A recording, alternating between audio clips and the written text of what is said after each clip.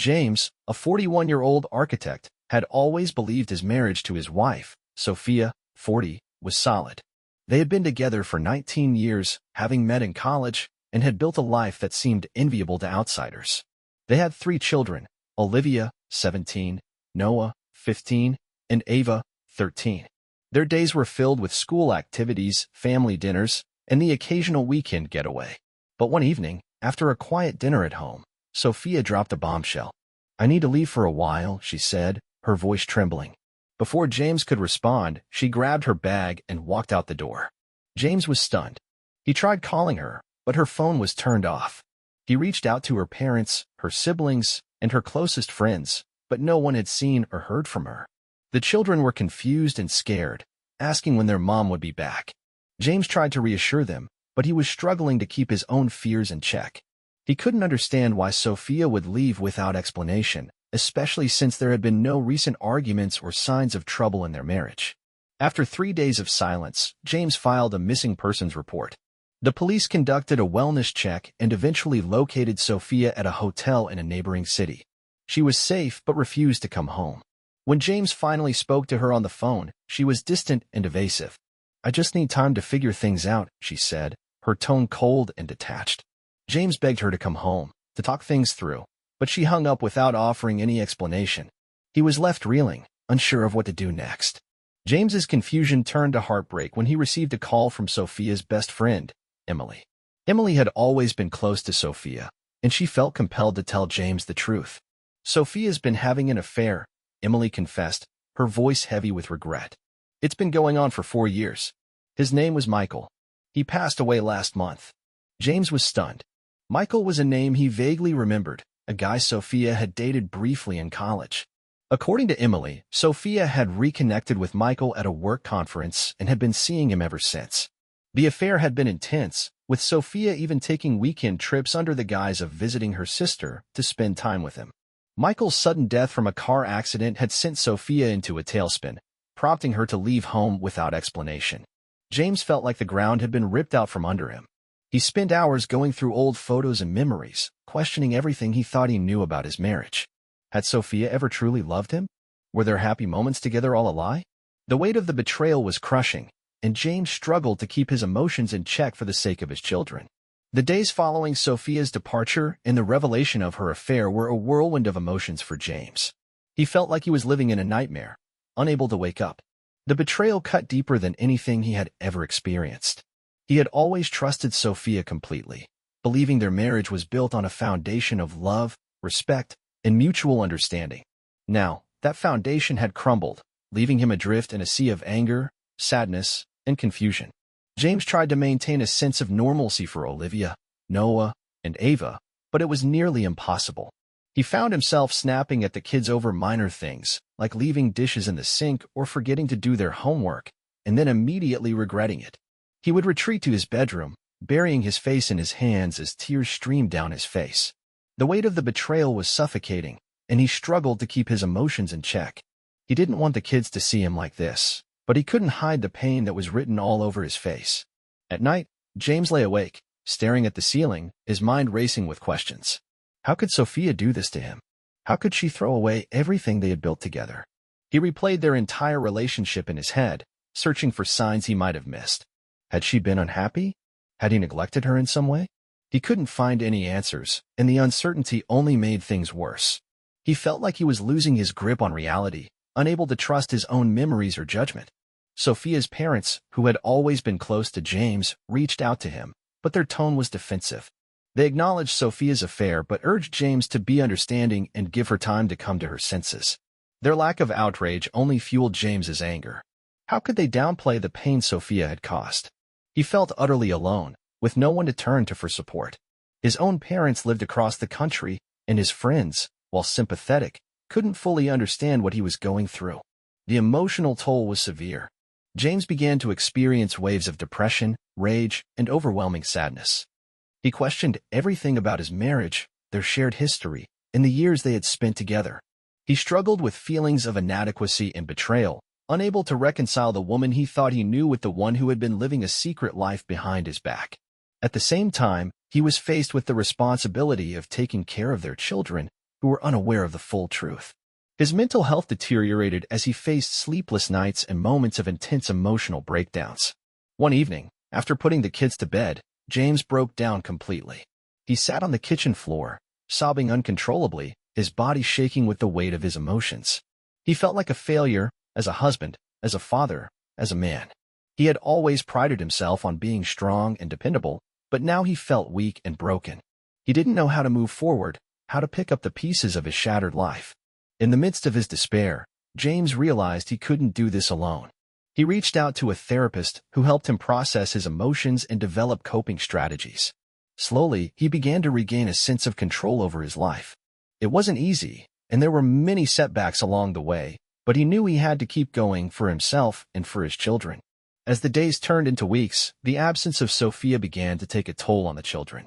Olivia, the oldest at 17, was the first to notice that something was seriously wrong. She had always been perceptive, and the tension in the house was impossible to ignore. One evening, after dinner, she confronted James in the living room. "Dad, what's going on with Mom?" she asked, her voice trembling with a mix of frustration and fear. "Why hasn't she come home? Is she ever coming back?" James felt his heart sink. He had been dreading this conversation, unsure of how much to reveal. He didn't want to burden his children with the truth, but he also knew he couldn't keep lying to them. He took a deep breath and tried to choose his words carefully. "Your mom is going through a hard time right now," he said, his voice shaky. "She needs some space to figure things out. But she loves you, and she'll be back soon." Olivia wasn't satisfied with the explanation. "That's not an answer, Dad," she snapped, her eyes filling with tears. "You're hiding something. What aren't you telling us?" James felt a lump form in his throat. He wanted to protect his children from the pain he was feeling, but he also knew they deserved honesty. "It's complicated," he said finally. "Your mom and I are going through some things, but we're going to work it out. I promise." Noah, 15, and Ava, 13, had been quieter since Sophia left, but they were clearly struggling too. Noah had become withdrawn, spending hours in his room with the door closed. He had always been close to his mom, and her absence left a void he didn't know how to fill. Ava, on the other hand, had started acting out. She had always been a good student, but her grades began to slip, and she started talking back to her teachers. James tried to talk to her, but she shut him out, refusing to open up about how she was feeling. The strain on the family was palpable. Meals, which had once been a time for laughter and conversation, were now silent and tense. The kids barely spoke to each other, and James felt like he was failing as a father. He wanted to be strong for them, to provide the stability they needed, but he was barely holding himself together. He found himself snapping at the kids over small things, then immediately regretting it. He knew they were hurting, but he didn't know how to help them when he could barely help himself. One night, after putting the kids to bed, James sat alone in the living room, staring at the family photos on the wall. He felt a wave of guilt wash over him. He had always prided himself on being a good father, but now he felt like he was letting his children down.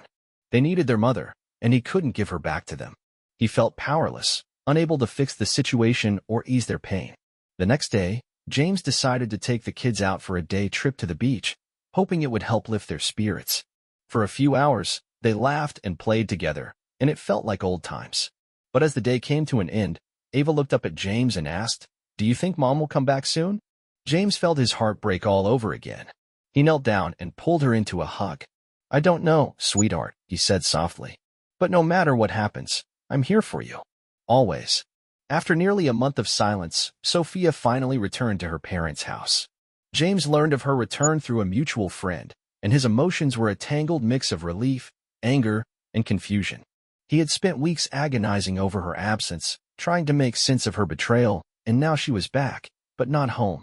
She hadn't reached out to him or the children, and that stung more than he cared to admit. James knew he couldn't avoid her forever. He needed answers, even if he wasn't sure he was ready to hear them. One evening, after putting the kids to bed, he drove to her parents' house. His hands gripped the steering wheel tightly, his heart pounding in his chest. He rehearsed what he would say, but every scenario felt inadequate.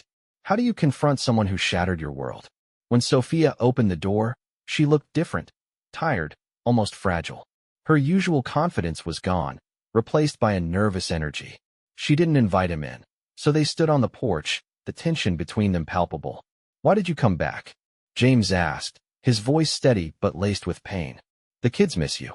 They deserve an explanation. Sophia hesitated, her eyes avoiding his.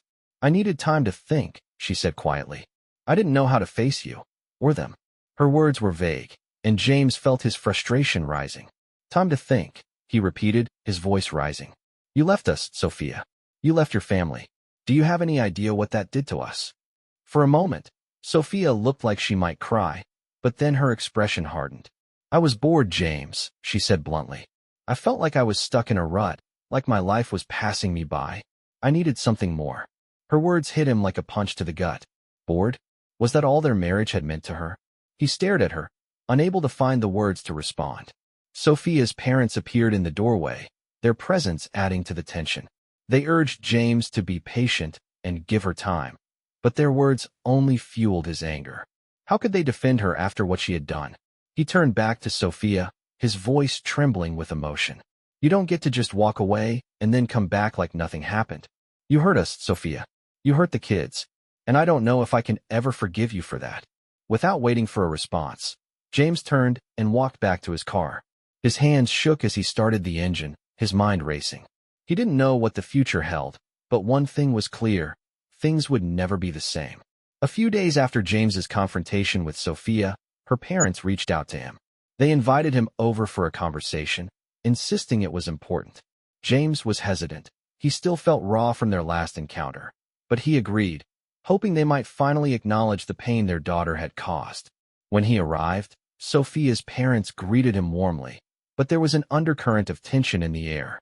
They sat in the living room, and Sophia's father, Richard, began. James, we know this has been incredibly difficult for you and the kids. We're so sorry for everything that's happened. His tone was sincere, but James couldn't help feeling skeptical. He had heard similar words before, and they hadn't been followed by any real accountability. Sophia's mother, Linda, chimed in. Sophia's made a terrible mistake, but she's our daughter, and we love her. We want to see your family heal. We think it's important for you to consider forgiveness, for the sake of the children, if nothing else.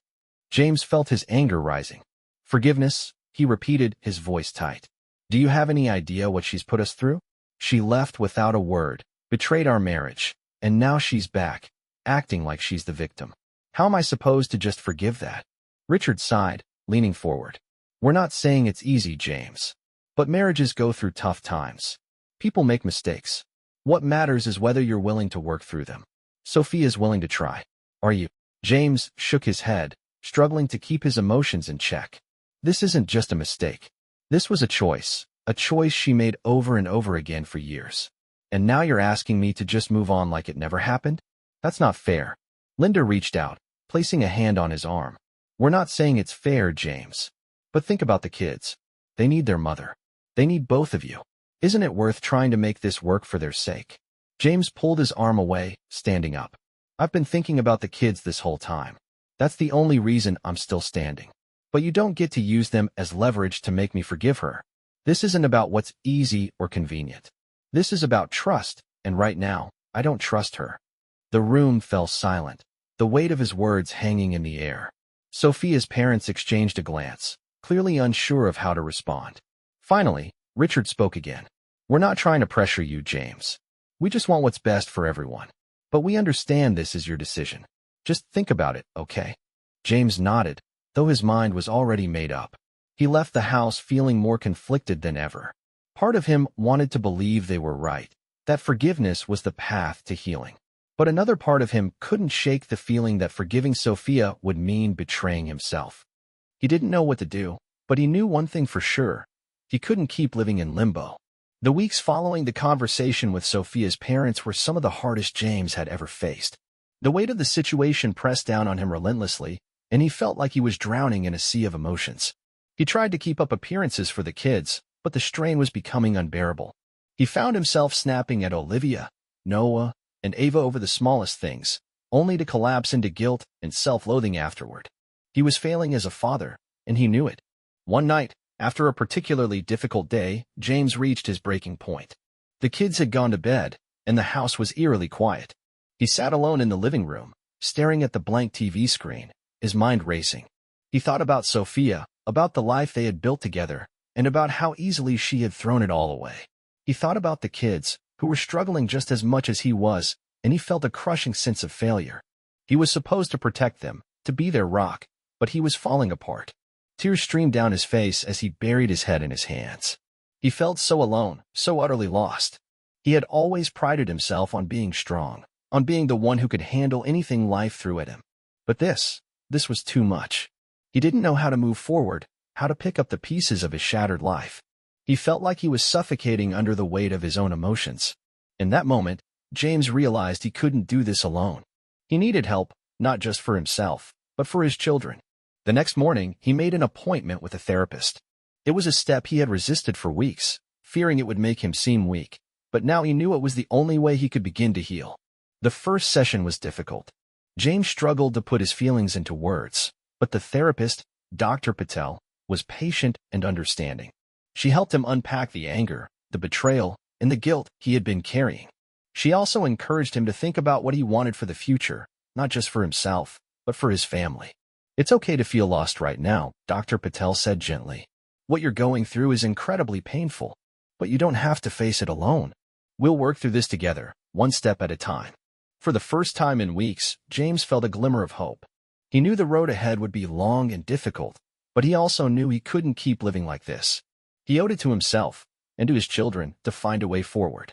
As James began his journey toward healing, Sophia was grappling with her own emotions. Her return to her parents' house had given her time to reflect, but it had also forced her to confront the consequences of her actions. At first, she had been defensive, telling herself that she had done what she needed to do to feel alive again. But as the days passed, the weight of what she had done began to sink in. She thought about James, the man who had stood by her for nearly 2 decades, who had been her partner, her confidant, her best friend. She thought about the kids, who had always looked up to her, and how her absence had shattered their sense of security. She thought about the life they had built together, and how she had thrown it all away in a moment of selfishness. One evening, as she sat alone in her childhood bedroom, Sophia broke down. Tears streamed down her face as she replayed the last few years in her mind. She thought about Michael, the man she had been having an affair with, and how his death had left her feeling empty and lost. She had convinced herself that he was the answer to her unhappiness, but now she saw the truth. He had been a distraction, a way to avoid facing the problems in her marriage. Sophia's parents had been supportive, but even they couldn't shield her from the guilt she felt. They urged her to reach out to James, to apologize and try to make amends, but she was terrified. How could she face him after what she had done? How could she explain the unexplainable? Finally, after weeks of hesitation, Sophia decided to call James. Her hand shook as she dialed his number, and her heart raced as she waited for him to answer. When he did, his voice was cold and distant. "What do you want, Sophia?" he asked. Sophia took a deep breath, trying to steady her voice. I just wanted to talk," she said. "I know I don't deserve your forgiveness, but I need you to know how sorry I am. I made a terrible mistake, and I regret it more than anything." There was a long pause on the other end of the line. James's voice was quiet when he finally spoke. "Regret doesn't change what you did, Sophia. You hurt me. You hurt our kids. You destroyed everything we had. Do you have any idea what that feels like?" Sophia felt a fresh wave of tears welling up in her eyes. "I do," she whispered. "And I hate myself for it. I hate that I hurt you, that I hurt the kids. I hate that I threw away everything we had. I don't know how to fix this." James sighed, his voice heavy with emotion. "I don't know if it can be fixed, Sophia. I don't know if I can ever trust you again.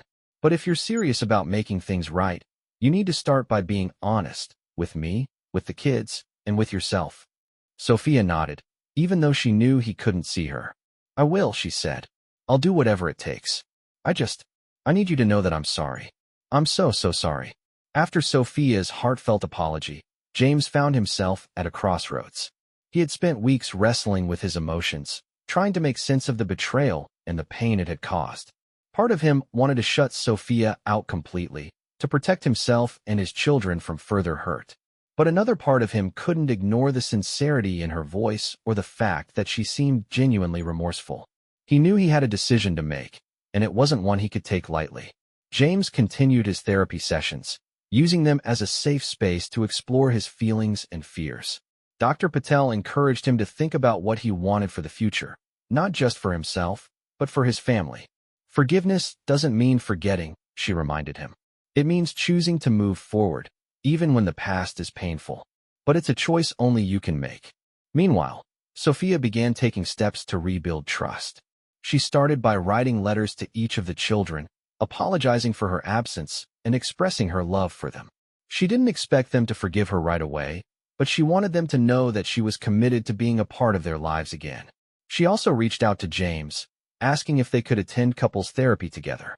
"I know I don't deserve it," she said, "but I want to try. I want to show you that I'm serious about making things right."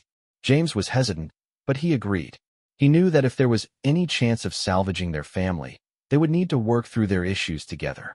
The first few sessions were tense, with both of them struggling to articulate their feelings. Sophia admitted that she had felt lost and unfulfilled in their marriage, but she also acknowledged that her affair was not the answer. "I should have talked to you," she said, her voice trembling. "I should have been honest about how I was feeling instead of running away." James, in turn, shared how her betrayal had shattered his sense of self-worth. "I trusted you completely," he said, "and now I don't know if I can ever trust anyone again." The sessions were emotionally draining, but they also provided a space for honest communication, something that had been missing from their marriage for a long time. As the weeks passed, James began to notice small changes. Sophia was making an effort to be present, both for him and for the kids.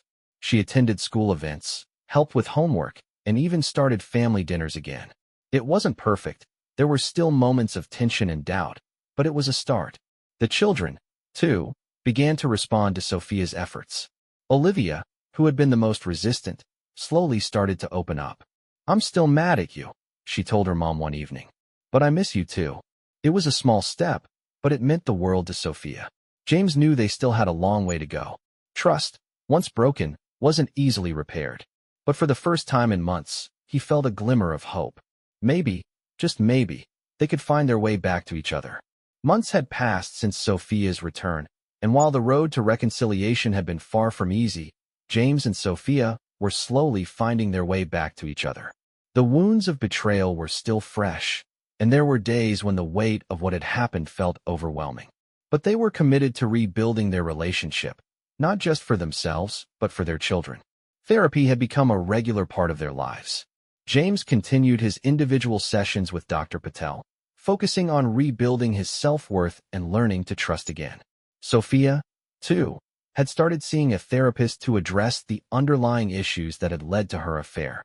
Together, they attended couples therapy, where they worked on communication, forgiveness, and rebuilding intimacy. It wasn't easy. There were moments of anger, tears, and frustration, but they were making progress. One of the biggest challenges was rebuilding trust. James had been deeply hurt by Sophia's betrayal, and there were times when he found himself questioning her every move. But Sophia was patient, understanding that trust had to be earned. She was transparent about her actions, checking in with James regularly, and being open about her feelings. Over time, James began to see that she was truly committed to making things right. The children, too, were adjusting to the new dynamic. Olivia, who had been the most resistant to Sophia's return, had started to soften. She still had moments of anger and resentment, but she was beginning to see that her mom was trying. Noah, who had been withdrawn, started to open up more, sharing his feelings and asking questions about what had happened. Ava, the youngest, seemed to bounce back the quickest, her natural optimism helping her embrace the changes. One evening, after a particularly good family dinner, James and Sophia sat together on the porch, watching the kids play in the yard. It was a rare moment of peace, and James felt a sense of gratitude he hadn't felt in a long time. "We've come a long way," he said, breaking the silence. Sophia nodded, her eyes filled with emotion. "We have. And I know we still have a long way to go. But I'm so grateful you're giving me this chance. I don't take it for granted." James reached for her hand, squeezing it gently. "I'm not going to lie. It's been hard. There are days when I still feel angry, when I wonder if I'm making the right choice. But I love you, Sophia. And I love our family. I want to make this work." Sophia's eyes filled with tears. "I love you too, James. More than I ever realized. And I'm going to spend the rest of my life making it up to you and the kids." As they sat there, watching the sunset, James felt a sense of hope he hadn't felt in months. He knew their journey wasn't over. There would still be challenges and setbacks along the way. But for the first time in a long time, he felt like they were on the right path. The road ahead wouldn't be easy, but they were walking it together. And that James realized, was what mattered most.